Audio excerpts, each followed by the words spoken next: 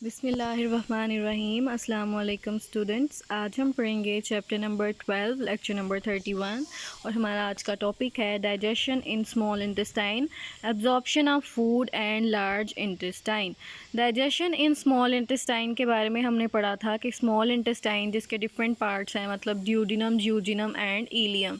तो duodenum and ज्यूजिनम में pancreatic juice की वजह से और लिवर जो बाइल प्रोड्यूस करता है उसकी वजह से जो एंजाइम जो सॉल्ट्स वगैरह प्रोड्यूस होते हैं तो उनकी वजह से फ़ूड की डाइजेशन हो जाती है। तो ऑलमोस्ट सारी जो फूड की डाइजेशन है वो स्मॉल इंटेस्टाइन में या ड्यूडिनम और ज्यूजिनम में कंप्लीट हो जाती है।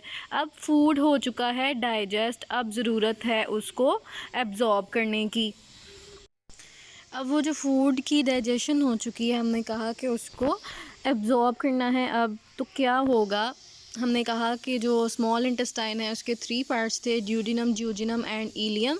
तो सारी जो एब्जॉर्प्शन थी वो कहता है हो चुकी है, डाइजेशन थी वो कंप्लीट हो चुकी है। अब जो एब्जॉर्प्शन होगी फूड की, एब्जॉर्प्शन होगी स्मॉल इंटेस्टाइन के लास्ट पार्ट में जिसको हम इलियम बोलते हैं। ठीक है, तो इलियम में क्या होगा, वो जो फूड की हमने डाइजेशन कर ली, अब उस वो जो हमें पता है कि डाइजेशन के रिज़ल्ट में फ़ूड जो है वो स्मॉल पार्टिकल्स में कन्वर्ट हो जाता है। तो अब उन स्मॉल पार्टिकल्स को एब्जॉर्ब करना बहुत ही आसान होगा।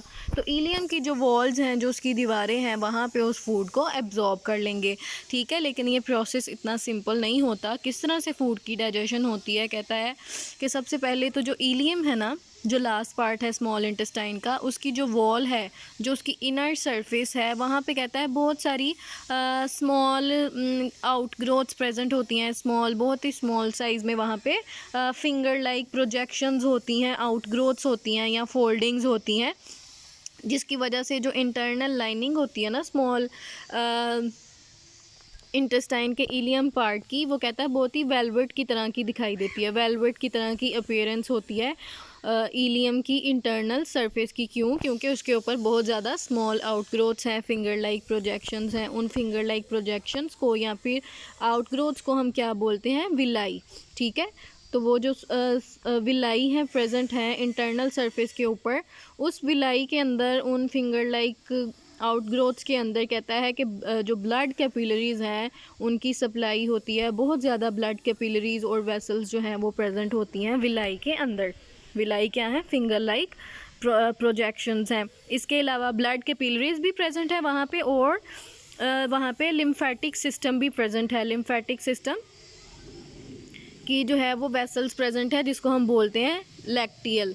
ठीक है, और लैक्टियल जो है उसको कवर किया हुआ होगा एपिथेलियल सेल्स ने। जितने भी एपिथेलियल सेल्स हैं इलियम के, उन सब ने कवर किया हुआ होता है लैक्टियल को, जो कि लिम्फेटिक सिस्टम का हिस्सा होता है। कहते हैं इलेक्ट्रॉन माइक्रोस्कोप से अगर हम देखें तो हमें बहुत ज़्यादा जो है वो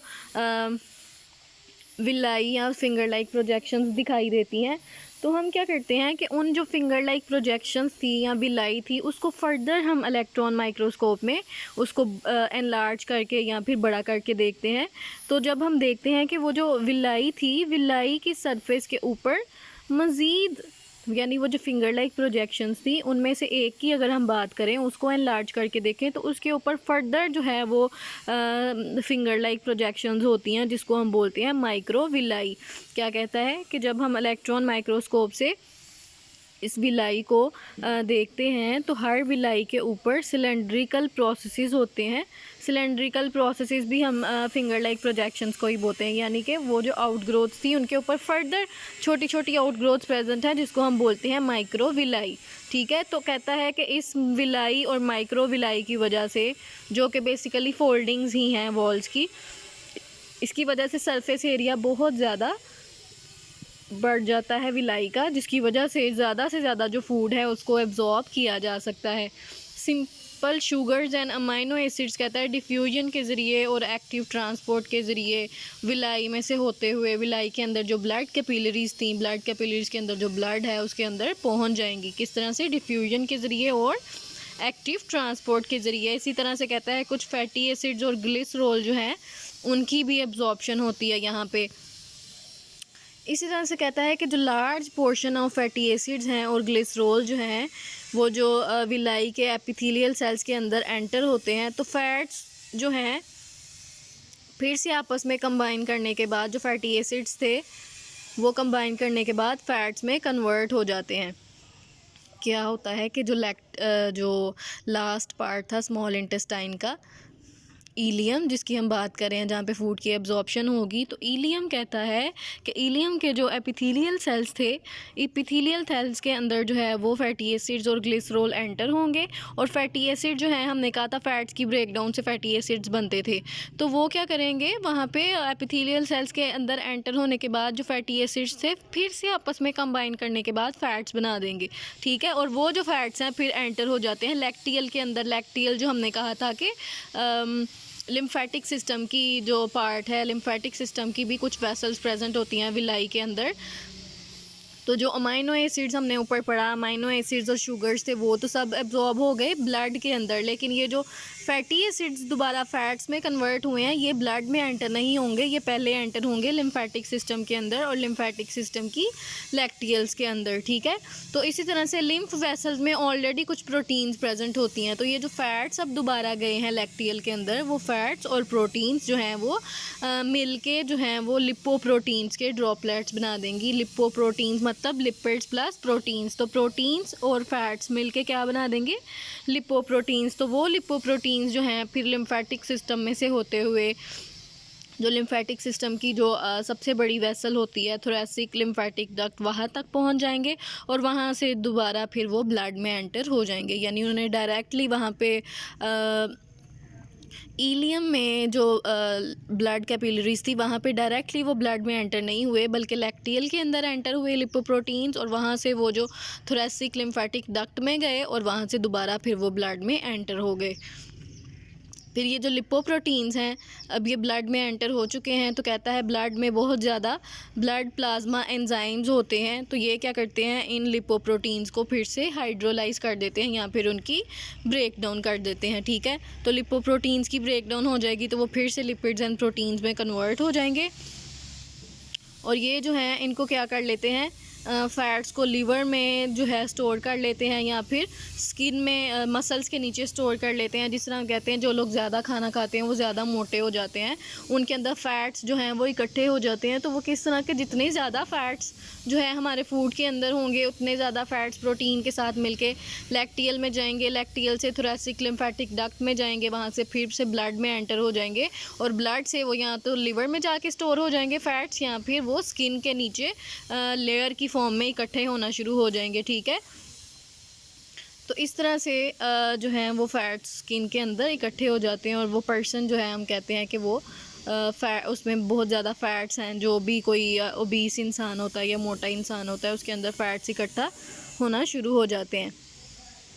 और बाकी का जो जब यूज़फुल मटेरियल जो थे उसको तो हमने कर लिया एब्जॉर्ब इलियम के अंदर। अब बाकी का जो मटेरियल है अब वो एंटर हो जाएगा कहाँ पे, अब वो चला जाएगा लार्ज इंटेस्टाइन में। स्मॉल इंटेस्टाइन यहाँ पे एंड हो चुकी है, लार्ज इंटेस्टाइन स्टार्ट हो चुकी है।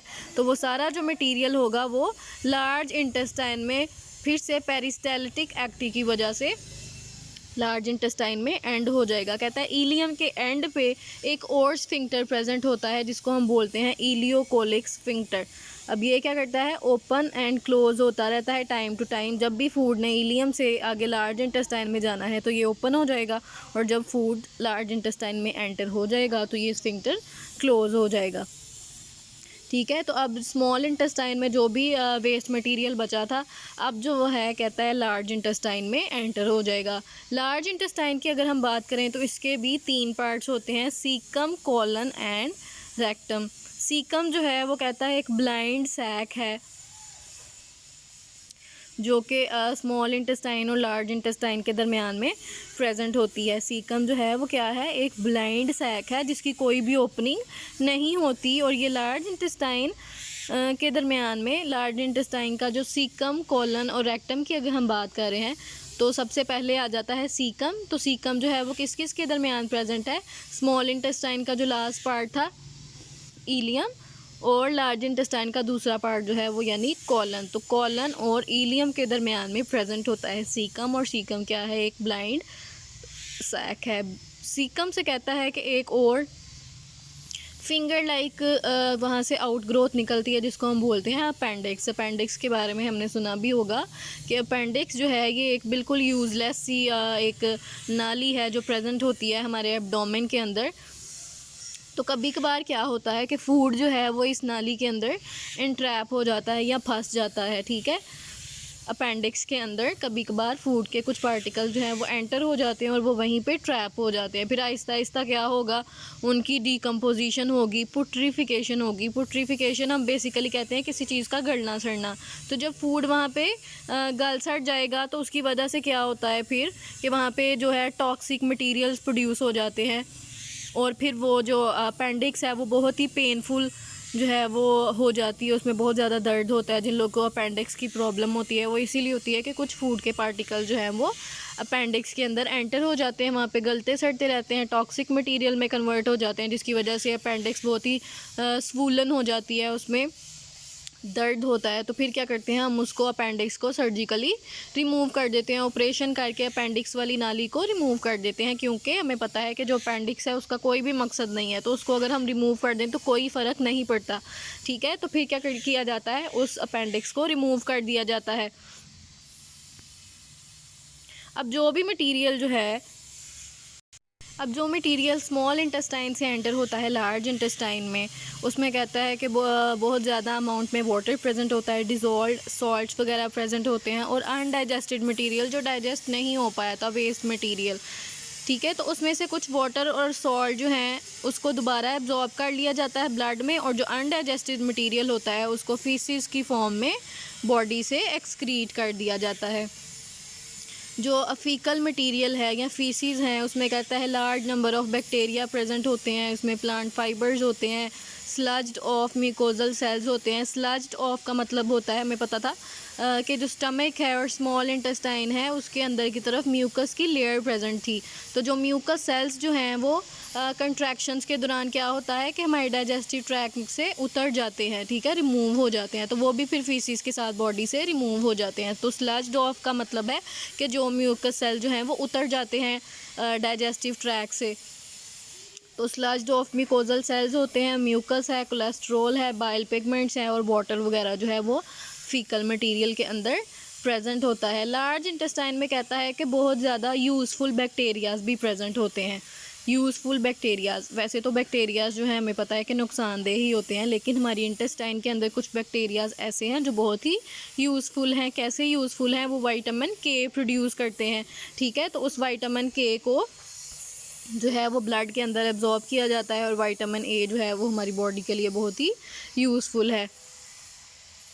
फिर कहता है कि absorption of water and salt जो हैं वो नहीं प्रोड्यूस होते। कभी कभार क्या होता है कि हमने कहा कि जो सॉल्ट्स और वाटर थे उसको हम क्या कर लेते हैं, अपनी बॉडी के अंदर दोबारा से एब्जॉर्ब कर लेते हैं, क्योंकि हमें पता है सॉल्ट्स और वाटर जो हैं वो इम्पोर्टेंट है, ठीक है। तो कभी कभार क्या होता है कि हमारे डाइजेस्टिव ट्रैक में इन्फेक्शन हो जाता है, जिसकी वजह से हमारा जो डाइजेस्टिव ट्रैक है वो ठीक से फंक्शन नहीं कर पाता, ठीक है।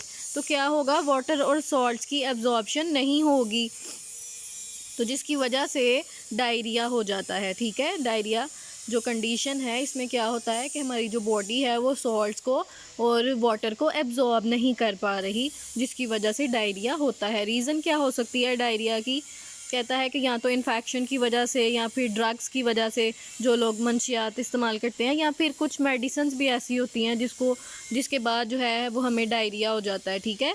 या फिर इमोशनल डिस्टर्बेंस की वजह से भी हो सकता है, जो लोग बहुत ज़्यादा इमोशनली डिप्रेस रहते हैं या किसी भी रीज़न की वजह से, तो उसकी वजह से भी डायरिया हो सकता है। तो अगर डायरिया जो है, कहता है if this condition is unchecked, तो अगर हम डायरिया जो है वो काफ़ी अरसे तक प्रोलॉन्ग्ड रहता है, उसका ट्रीटमेंट हम नहीं लेते, तो फिर उस इंसान में डिहाइड्रेशन भी हो सकती है, जो कि बहुत ही फैटल है, यानी कि ख़तरनाक है। इसके अलावा और कौन सी डिजीज़ होती हैं डाइजेस्टिव ट्रैक की, उसमें कॉन्स्टिपेशन आ जाती है। और कॉन्स्टिपेशन में क्या होता है कि बहुत ज़्यादा ज़रूरत से ज़्यादा वाटर की एब्जॉर्प्शन कर लेता है, जो हमारी बॉडी है वो वाटर जो है वो बहुत ज़्यादा एब्जॉर्ब कर लेती है, जिसकी वजह से उस इंसान में कॉन्स्टिपेशन हो जाती है।